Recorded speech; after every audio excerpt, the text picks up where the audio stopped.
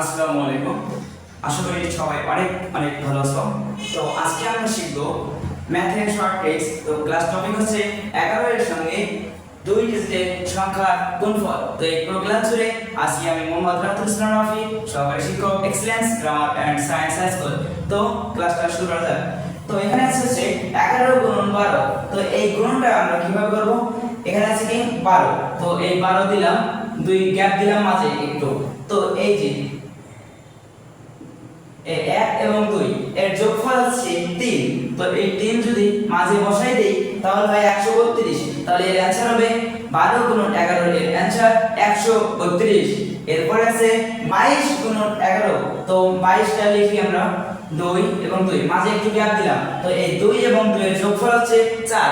এই 4টা আমরা বসাবো হচ্ছে এই গ্যাপে, যেখানে ফাঁকা রাখছি আমরা এই 4 দিলাম। তাহলে অ্যানসার হয় 242। এই 242 হচ্ছে এর অ্যানসার। এরপরে আছে 44 গুণন 11। 44 দিলাম 4 এবং 4। তো এই দুইটার যোগফল হচ্ছে 8। এই 8টা বসাই দিলাম। তো 484 এর অ্যানসার হচ্ছে 484। এরপর আছে 65। 6 লিখলাম, 5 লিখলাম। এখন মাঝে যে গ্যাপটা আছে এই গ্যাপে আমরা বসাবো হচ্ছে দুইটার যোগফল। এই দুইটার যোগফল হচ্ছে 11। 11 দিলাম। তো এটা হচ্ছে এর অ্যানসার। সেম ভাবে 78 গুণন 11। তো এর অ্যানসারটা কত হবে সেটা আপনারাই বলেন। এই পুরো ক্লাস জুড়ে সবাইকে থাকার জন্য অসংখ্য ধন্যবাদ।